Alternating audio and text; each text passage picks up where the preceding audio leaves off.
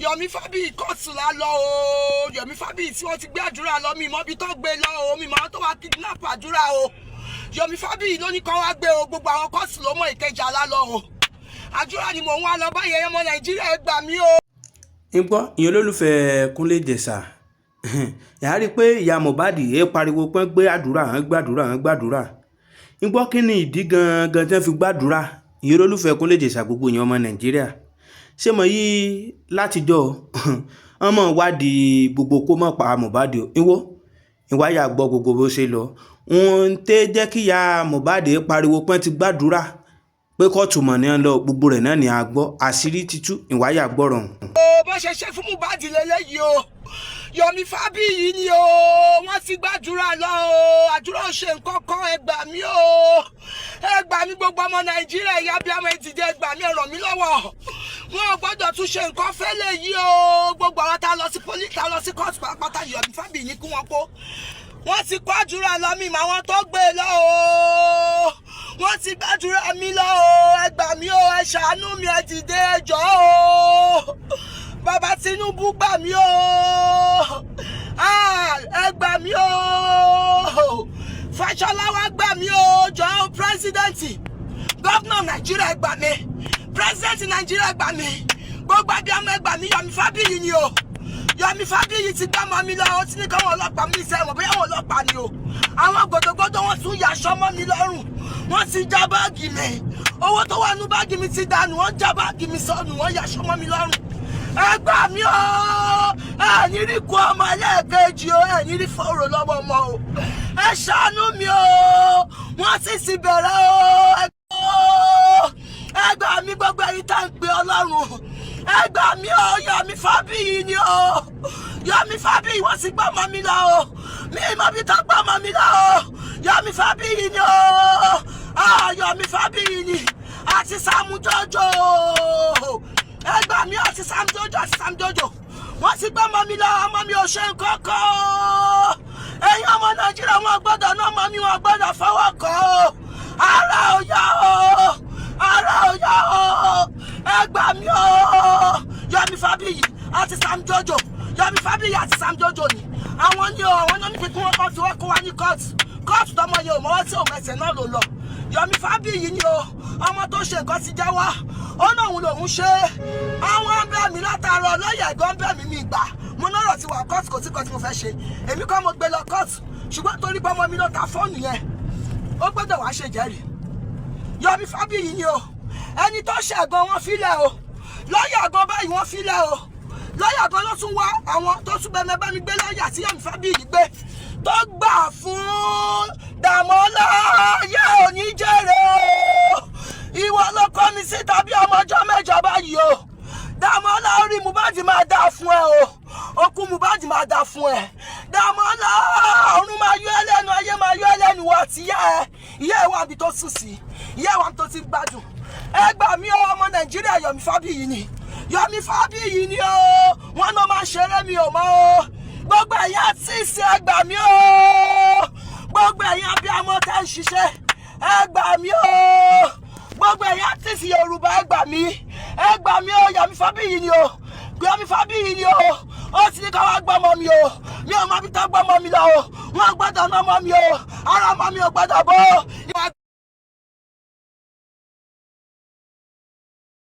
ẹ̀yin èèyàn ọ̀rọ̀ justice for Mohbad ó gba bùnmí ìyọ lónìí o ẹ̀yin èèyàn ẹ máa rí pé mò ń sọ àwọn nǹkan kan fún wa lẹ́nu ọjọ́ mẹ́ta yìí lórí ọ̀rọ̀ yìí wípé we are moving closer to the justice kí ló ṣẹlẹ̀ lónìí ó ní wípé àwọn ọlọ́pàá wọ́n ti arrest Adura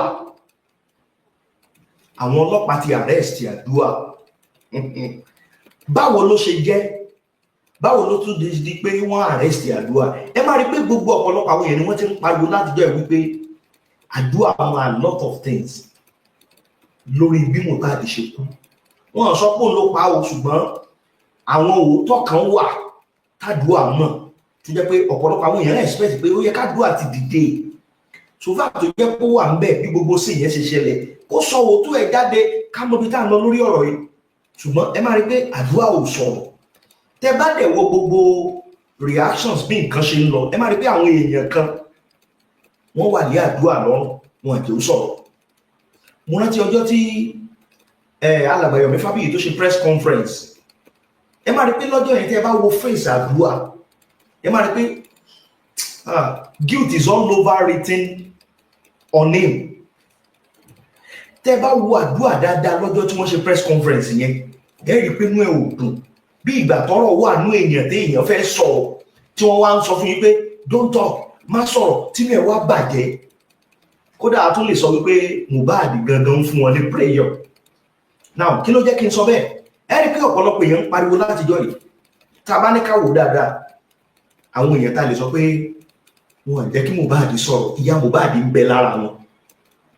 Níbi tọ́rọ̀ yẹn le dé wọ́n tún sọ Mohbad kiri ẹ máa gbọ́ Kingwhite tàbí nǹkan kan something like that wọ́n sá ń tẹ̀lé Mohbad kiri tẹ́ bá wo bí interview yẹn gan lọ́jọ́ yẹn wọ́n sá wà lé lọ́rùn tí wọ́n dúró síwájú ẹ̀ pé ó níbi tó gbọ́dọ̀ sọ̀rọ̀ dé ó láwọn ọ̀rọ̀ tó gbọ́dọ̀ sọ̀rọ̀ pọ̀ lẹ́nìí mo lè fi dá yín lójú wọ́n ti arrest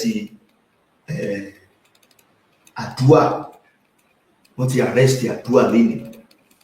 Ìyá Mohbad wá pariwo ẹ mọ̀ ìyá Mohbad ló ṣe máa ń àwọn drama yẹn ok ẹ kọ́kọ́ wo eléyìí náà ẹ kọ́kọ́ wo drama ìyá Mohbad bí ṣe ń pariwo nígbà tí wọ́n ní wọ́n gbé Adura lẹ́nìí.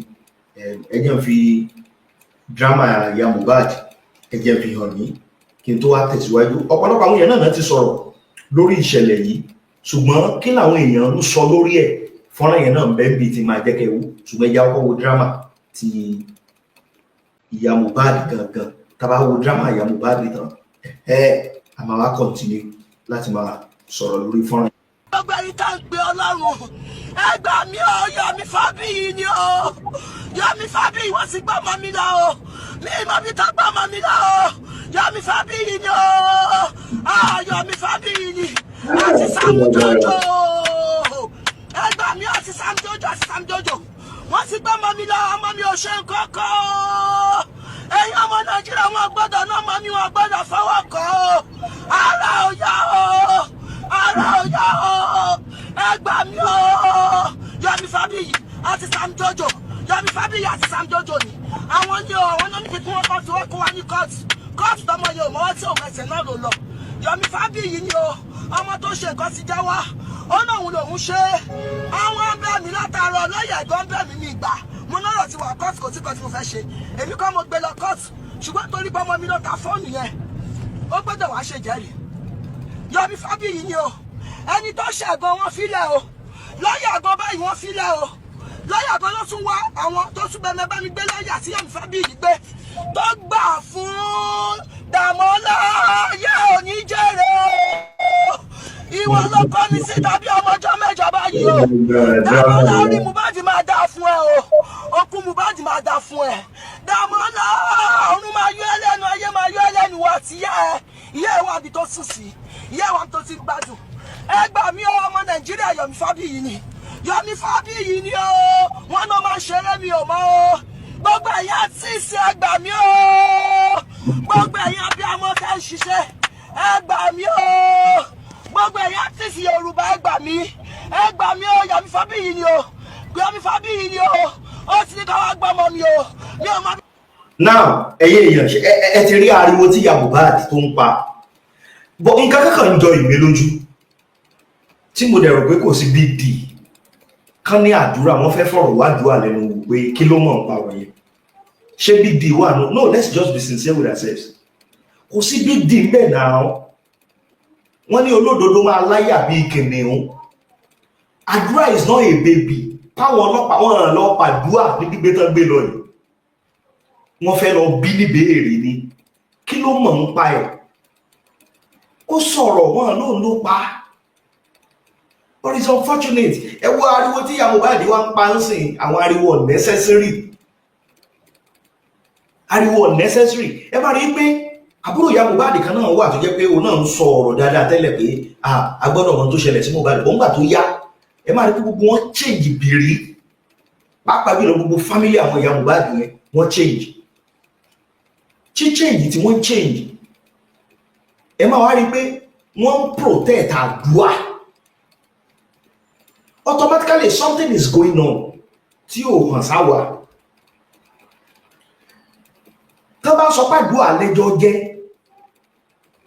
pé kó wá sọ ohun tó bá mọ̀, ìyẹn òun ṣe káà ìyẹn òmí ìbọn fẹ́ lọ pa náà, lọ pa ó kàn sọ̀rọ̀ ni. Náà kí ló ṣẹlẹ̀ lédè? Wọ́n ní wọ́n lọ ilé ẹjọ́ ní Ìkẹjà ní ọgbà magistrate tó wà ní ọgbà yẹn náà ní kéèsì tó ti ń lọ lọ́wọ́ lórí 3 seconds fọ́nrán tí Mr. Yomi ní wọ́n fẹ́ fi gba owó lọ́wọ́ nǹkan ní kò mú 3 million tó ọba fẹ́ kọ́ rí lè full video.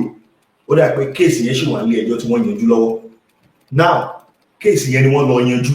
Ó dà pé after tí wọ́n parí kéèsì yẹn tán lédè tí wọ́n jáde kúrò ní court ni àwọn ọlọ́pàá wá dé ni wọ́n arrest Adura. Ìyá Mohbad fi ń pariwo pé Yomi Fabiyi ló wà ní ẹ̀ tí wọ́n fi ń lọ pàdúrà wọn lọ kádùá náà jẹ́wọ́ tó bá mọ̀.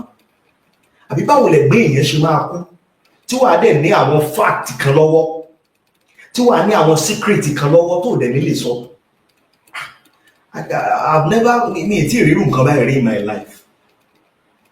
Àwọn tó yẹ kí wọ́n dúró kí wọ́n dìde láti jẹ́ kí ìdájọ́ òdodo wáyé lórí ọ̀rọ̀ Mohbad, majority of them wọ́n ló wá stand against it, mainly àwọn family ìyá Mohbad. Yes, I don't know what happened. Ọmọ yẹn kú, ó yá àwọn èèyàn kan wá fún yẹn ní nǹkan kan, I don't just know, because tẹ́ bá wo kéèsì yẹn láti ìbẹ̀rẹ̀ tó ti bẹ̀rẹ̀, ẹ máa rí pé kí ní ìkòyẹ kó gùn tó báyìí. To me, it's a very straightforward case. Ṣùgbọ́n torí pé wọ́n fẹ́ manipulate ọ̀rọ̀ yìí wọ́n táà tó jẹ́ ká rójú tu ẹ̀, wọn ló fi débi tó dé lónìí. Ó yẹ ká ti gbàgbé ọ̀rọ̀ yìí ká ti rójú àṣebí. Ṣùgbọ́n nǹkan kankan ó sọ ọ̀fẹ́ mi, mo dẹ̀ sì ń sọ, and I will continue to say it dọ̀la. Ṣé ọ̀rọ̀ yìí wọ́n lérí gbò mọ́lẹ̀? Ó kàn lè pẹ́ o. Gbogbo àwọn tó lọ́wọ́ lórí bí Mohbad ṣe kíkú òjijì, you will see what will happen to them. Ẹlòmíì, rest of his life or her life, inú ẹ̀wọ̀n ló ti máa lò. You will see. Ọmọ yẹn dẹ̀ ẹ̀dẹ̀ wá sọ́ di ìdàgbòrò. But now fọ́nrán kan bẹ́ẹ̀ ń bí náà tí mo fẹ́ mú wá tí mo fẹ́ kájọ wò. Àwọn tó túmọ̀ jù wá lọ lórí ìṣẹ̀lẹ̀ tó ṣẹlẹ̀ bí wọ́n ṣe máa dùn wá. Àwọn àlàyé kan bẹ tí wọ́n ṣe lórí ọ̀rọ̀. Kí làlàyé tí wọ́n ṣe? Àlàyé yẹn gan òní mo fẹ́ mú wá fún ẹ̀yìn sí kẹ́ farabalẹ̀ bọ̀. Náà ẹ̀yìn yẹn tí ẹ ṣì nígbàgbọ́ pé a máa mọ ohun tó ṣẹlẹ̀ sí Mohbad, ẹ bá mi share fídíò yìí, ẹ jẹ́ ó go viral dáadáa. Ẹ má dẹ̀ gbàgbé Friday ọ̀sẹ̀ yìí òun tún ní corona. Now ẹ̀yin èyàn gẹ́gẹ́ sáré gbé yín débẹ̀ o. Tẹ́ ẹ bá gbàgbé níbi ọ̀sẹ̀ bíi mélòó kan sẹ́yìn, magistrate tó wà ní Yaba wọ́n ní wọ́n declare wípé wọ́n accuse àwọn èèyàn kan pé wọ́n jẹ̀bi kán máa lọlé wọn. Sam Larry, Naira Marley, ṣé ta ni o? Ó dàbí pé Prime Boy wà ńbẹ̀. I think they are 4 in numbers. Now lọ́yà bàbá Mohbad, bàbá Shitu SAN, wọ́n ti pe ẹjọ́ sí High Court lórí ọ̀rọ̀ yẹn o. Wọ́n ti pe ẹjọ́. Ṣé níbi tí ọ̀rọ̀ justice for Mohbad dé ń sìn? Ẹ bá ń gbọ́ very close to the justice. Èmi ò ní sọ jù yẹn lọ, very close to. Wọ́n ti pẹjọ́ sí High Court wípé bí wọ́n ṣe dáwọn yẹn láre ní pé kò tí yẹ kó rí bẹ́ẹ̀. Kí dẹ̀ ló fà á tí ò tí yẹ kó rí bẹ́ẹ̀ ni wípé gbogbo àwọn èèyàn yẹn ni wọ́n sì lẹ́jọ́ jẹ́ ní corona inquest tó jẹ́ pé wọ́n ti fìwé pé gbogbo wọn pé kí wọ́n wá wí tẹnu wọn. Pé ńgbà tí High Court tí magistrate ti Yaba tó wá declare wọn pé accused ara o, pé wọ́n ti accuse wọn pé wọ́n jẹ̀bi ẹ̀sùn. The charge are acquitted, pé wọ́n jẹ̀bi, wọn kàn máa lọ nílé wọn láyà àtàlàfíà. Wípé báwo wá náà ṣe wá fẹ́ jẹ́jọ́, báwo náà ṣe wá fẹ́ wí tẹnu wọn tí corona pè wọ́n sí. Ìyẹn náà wà ńbẹ̀ o. Yes, bàbá Shitu SAN tó ń ṣojú bàbá Mohbad, wọ́n ti gbé yẹn náà lọ sí High Court. Ìyẹn náà ń bẹ́ẹ̀ bẹ́ẹ̀. Ṣùgbọ́n ẹ má jẹ́ náà ẹ lágara, ẹ jẹ́ kí n fi fọ́nrán yẹn sí. Ẹ̀yin yẹn ẹ share ẹ jẹ́ ó go viral. Kákan mọ́ fún ẹ̀yin yẹn update ibi tọ́rọ̀ lọ. Àwọn ọlọ́pàá wọ́n ti gbé Adura. Kí làwọn tó wà nídìí ẹ̀ tí wọ́n fi gbé Adura? Kí ló ṣẹlẹ̀ gangan? Àwọn òwò gan ló gbé Adura? Ṣọlọ́pàá ló wá gbé Adura? Ṣé tòótọ́ ni pé Yomi Fabiyi gangan ló wà nídìí ẹ̀ tí wọ́n fi wá gbé Adura? Torí kí náà ṣe gbé Adura? Ṣé wọ́n fẹ́ lọ fọ̀rọ̀ wá lẹ́nu wò ni àbí kí ló ṣẹlẹ̀ gangan nínú fọ́nrán yìí?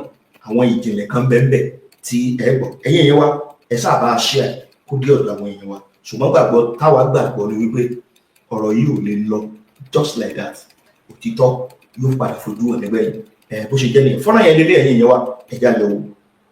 ìyẹn olólùfẹ́ rẹ̀ aṣeré pé ayé wa lè bẹ́ẹ̀ èsè ni à ń gbẹ́kẹ̀lé o èsè ni ènìyàn fẹ̀yìntì bó torí ẹni ènìyàn bá fẹ̀yìntì gan-an ó mọ̀mọ́ fi gbogbo ara ṣẹ̀gún o ìwọ àṣírí kan tó ti wà ń tabẹ́ ẹ̀ á gbọ́ ohun àdúrà ṣe lórí ọ̀rọ̀ Mohbad gbogbo ẹ̀ náà ni a gbọ́ wo kí n farabalẹ̀ kí n wo fọ́nrán tán kí n lè rí di ọ̀rọ̀ ẹni bá fẹ́ di ọ̀rọ̀ ẹni bá wá di ọ̀rọ̀ mọ̀ ló mọ̀mọ́ fẹ́ di rẹ̀ gbọ́ ìwáyà gbọ́ gbogbo bó ṣe lọ ó mọ̀mọ́ mọ́ pa kú tó mọ̀mọ́ pa Mohbad o wo ìwáyà gbọ́rọ̀ ń bẹ́ẹ̀ ìmọ̀ gbàgbé pé orí ètò Kúnlé Ìjẹ̀ṣà náà ni ẹ wà kí n bá wa subscribe kí n bá wa like kí n bá wa share. ìwáyà gbọ́ ojúlówó àṣírí tó wà nínú fọ́nrán ìwáyà gbọ́. ó bọ́lọ́run ṣe wá fi ẹ̀ sílé ọjọ́ èdè ṣé wọ́n bọ́wọ́ lọ́dọ́gbọ̀n yìí lẹ̀ olúwa ọmọ ogun ọ̀run o sórí bó bá tiẹ̀ jáde lẹ́nìí ó sì ṣí ẹ̀ sí yẹn náà ẹlẹ́wọ̀n ọjọ́ kan yóò sì gba orúkọ yẹn náà wọ́n bí ayé ẹ̀ wọ́n bọ́lọ́run ṣe fi ẹ̀ ṣí ẹ̀sìn wọ́n ká má bó ṣe ká mà lé ẹ lórí látọjọ́jọ́ ìṣọ́rí ẹ mú sórí páyé ti padà lẹ́yìn ẹ̀ ó yá sórí bọ́lọ́run ṣe fi ẹ wá sọ pé kò sí ọlọ́run ṣé wọ́n pé Mohbad ń bínú sí ẹ sórí ẹ̀sìn tó ṣe ní àti ọjọ́ tá a ti jọ wà pọ̀ ó ní àrìnpọ̀ méjò ní ó jẹ́ kéèyàn àjọ méjò you think you can do it wá wo bọ́lọ́run ṣe fi ẹ ṣe ẹ̀sìn ní èmi olúwa o ẹjọ́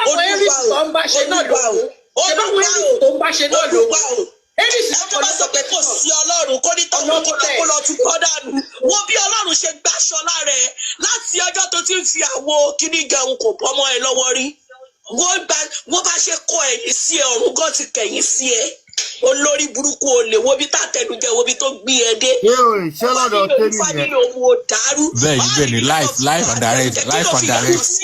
President àwọn olóṣó ló ń sọ̀rọ̀. Artist, can you mute please? Let me say this.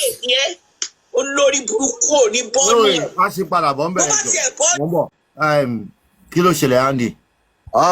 Good afternoon ẹ káàsán ẹ káalẹ́ gbogbo ilé. Justice for Mohbad we will get it. From intent right now, the Lagos State Police, they are looking for Adura. Let me repeat. From the intent right now, they are looking for Adura at all costs. From Adura, they are looking for him at all costs now. That justice, we will get it. Adura, they are looking for him seriously now. I'm saying this with full chest of myself right now. With justice here, Anigba, Adura Omoiku Topa Mohbad, and it needs to come out now. That's what I want to say. Ireo. Thank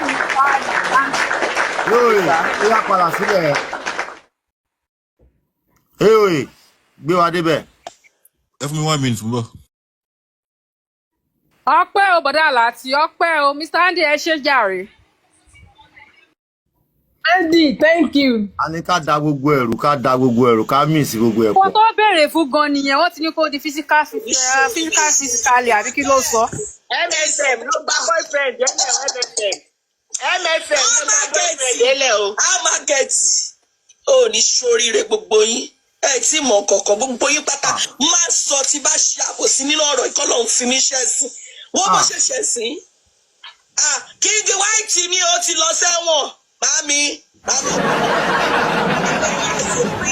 10 years I no see Kingwhite bàbá mi. ẹ jí aṣọ orí on West Apache Street, then take the first right to Southwest. bàbá dé ẹ mute.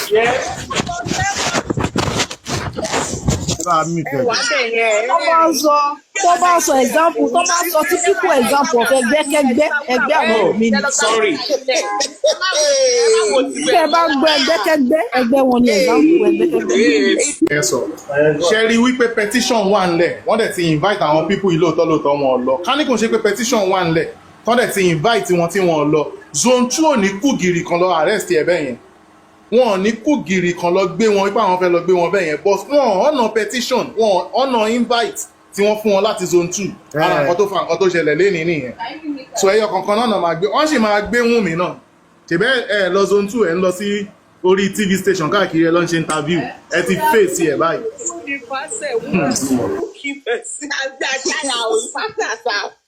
ìfẹsẹ̀ lọ fún ó ga tó ń jáde báyìí nínú court ni a fi fòye lọ́níwèrè bá rẹ̀ ńlẹ̀ wọ́n tó máa yèrè báyìí ó kọ́kọ́ sa oògùn ó fẹ́ máa pọ̀fọ̀ ọ̀rẹ́ níbo if you go out shoot you.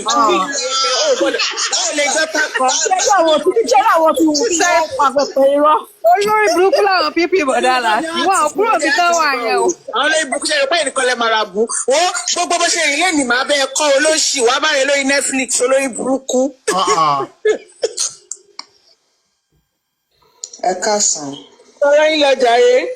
Kingwhite ṣó mọ̀ pé mo sọ kinní ìfún ẹ lánàá. mo ní adé ló wà lórí ọba tán fi ń pè lọ́ba. bẹ́ẹ̀ni. tí adé bá ti ṣí ó máa di ordinary person.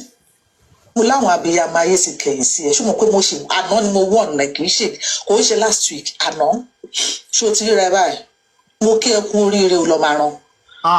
ló fi yàdá agbádá ẹ̀sìn.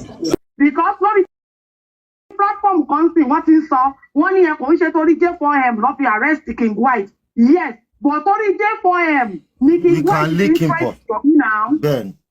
bẹ́ẹ̀ni. àbí torí J4M ló fi threat Yomi tí ó bá sí justice for Mohbad kí ló fẹ́ fa Yomi àti Kingwhite papọ̀. I mean that is what I don't know about people. Máa sọ pé torí pé hate nǹkan because you want to be front because ẹ̀yin ni kinní kan I don't know. They should make use of this opportunity now. Káwọn náà mú àwọn èèyàn bíi mélòó kọ́ lọ pàdé Kingwhite náà ń bẹ̀ kọ́ rojú ọtí tí wọ́n. Common petition bá ń bẹ̀. So that I can get information like bí mo ṣe ń sọ bọ̀dá láti àdúrà lóòótọ́ lè má ní nǹkan but at least it will give us a clue of what happened. Àdúrà ó sì ní nǹkan kan. Ó lè má mọ̀ ń pa ẹ̀ ó lè má bọ́ ó máa fún wa ní clue nǹkan tá a wà ẹ̀. So this is the best opportunity. Kọ́ fi wàhálà pé ẹgbẹ́ Kingwhite àti Yomi ló ní issue. Yes, Kingwhite àti Yomi ló ní issue. Wọ́n dẹ̀ gbé kí ló ní táwa náà lọ opportunity yẹn. Ṣebí bàbá ti jáde tí bàbá ti sọ pé kí Kingwhite kò fọmọ òun sílẹ̀. Bàbá ti sọ, so this is the avenue for them. And to bàbá Mohbad, dáàdì bí mo ṣe máa ń sọ tẹ́ bá ń gbọ́. Lágbára lọ ẹ̀ ní fojú sunkún ọmọ o. Ará yóò ní kí yín pẹ̀lẹ́ mọ́ o. Ará yóò tún ní bá yín wá justice mọ́ o. Gbogbo nǹkan tẹ́ bá ń ṣe ẹ má pèsè apá kan jù kan lọ o. Ọlọ́run ò fẹ́ bẹ́ẹ̀. Èmi rò pé ó yẹ kẹ́ wà láàárín ni wípé tán èyí tẹ́lẹ̀ ń wá ìtẹ́lẹ̀ ń wá. Orin tó ń bẹ́ẹ̀ ni ẹni pé ká ṣa gbogbo ẹ̀ papọ̀ ká ṣa gbogbo ẹ̀ pọ̀ sójú kan. Ẹ̀yin pariwo síta ọ̀nà tó ní kálukú ṣe lè gbára wọn ọ̀tọ̀ọ̀tọ̀ ni. Ọ̀tọ̀ ni ọ̀nà táwọn ẹni táwọn apá kìíní tọ́mọ̀ ọ̀nà tápá kejì mọ̀ ẹ̀yin ni kẹ́ wá jókòó láàrin wọn kẹ́ wá ronú nítòkè tèmi náà ni gbogbo wọn ń ṣe eléyìí bú mi kò bú mi tèmi ṣu ẹni ló ń tọwọ́ ẹni bepo ṣé tọrọ Mohbad ò bá ṣẹlẹ̀ ìpè kìíní ni mẹ́wàá lórí platform Bọ̀dá Láti lórí platform táwa wà yìí o kò sẹ́nìbọ̀dì tó ń drag yín ẹ jókòó ẹ lọ rántí pé àwọn kan lẹjọ bẹ̀rẹ̀ struggle yìí ẹ má ya láìmoore bàbá Mohbad ẹ má fi sọ́tún sósì ẹ wà láàrin kí ìsìlẹ̀ mi rò pé ó yẹ kẹ́ máa preach fáwọn èèyàn gẹ́gẹ́ bí alàgbà ibẹ̀ èèyàn mi ẹ ṣe sùúrù táwọn kan bá tiẹ̀ ń sọ pé ẹ má wojú àwọn kan ẹ má kó sí nǹkan tó ń ṣẹlẹ̀ ń bẹ̀ ni pé I think they have promised some of them thought that when the whole issue gets settled, that gbogbo owó tí wọ́n bá rí ṣàmọ̀ gbogbo owó Mohbad, maybe they are going to share them. Yes, because wàhálà ṣe pọ̀ tó ìjọba sí yẹn ń bẹ̀. Ẹ ṣe ń wá láti bring àwọn kan down. Ká fèsì nǹkan tá a bá wá. Bá Láti ẹ jẹ́ ká máa sọ̀rọ̀ náà. Ẹ pè wọ́n padà káìsẹ̀ máa ń ní àtìgbọ́ kọ́ máa isolate anybody bí kọ́ máa isolate anybody bí àbí sọ fún ọkọ yìí onílé olórí ẹni tí bá rí ẹ ní weekend màá fi voice mail kan ẹ tí mo ti send sí bàbá ẹ láti June last year pé gbogbo àwọn tó sọ̀rọ̀ àǹdí ẹ̀ yìí ọ̀tá àwọn ọ̀tá náà jẹ́ fún June 14 last year ó gbẹ̀ ló clear now ẹ yẹ ká follow nǹkan tá a fẹ́ nǹkan tó ń ṣẹlẹ̀ ń sìn ní ká follow ká dẹ̀ mọ̀ káyí bàbá yẹn má bọ̀ mọ́ wọn lọ́wọ́ ẹni tó wá pọ̀ fẹ́ wá gba béèlì wọn gan ó yẹ káwọn àrẹ́tẹ̀ ẹnibọ̀ tó wá fẹ́ gba béèlì àǹgá ìsọ̀ yẹn. The prince ẹ mọ nǹkan tí a lè ṣe as a public. ẹjọ́ má bínú olórí ẹbí mo send fídíò kan sí yín sìn bọ́n ṣe pick Dàmọ́lá up nìyẹn. mo ń wò lọ́wọ́ ẹ mọ ṣẹlẹ̀ onílé ẹjọ́ everybody ẹjọ́ ẹjẹ́ kí n try talking. Mr. Onílé ẹjọ́ ẹjù síbi tó yẹ kẹ́ ẹjù síṣẹ́ tí mò ń ẹjù síbẹ̀. ẹjọ́ ẹ dúró náà ẹjọ́ as a public Ebi yín ká ṣe wà mà. ẹjọ́ on behalf of Yomi ẹjọ́ nǹkan tá a bá lè ṣe tá a bá fi lè support Yomi ẹ jẹ́ ká máa ṣe as public bó ṣe donation bó ṣe everything ká fi support. alágbádá náà kọ́ ló dé fìlà blue. ẹjọ́. ó ga jù ó kù kó mọ tó wọlé lénìí o.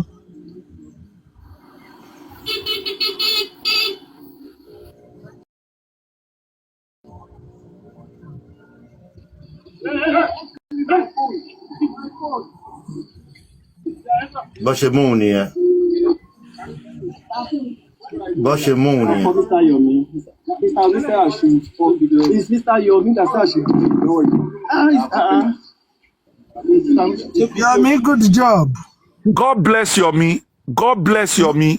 Good job. God protect Yomi's son. God bless Yomi. Whatever he lays his hands upon shall prosper in Jesus' name.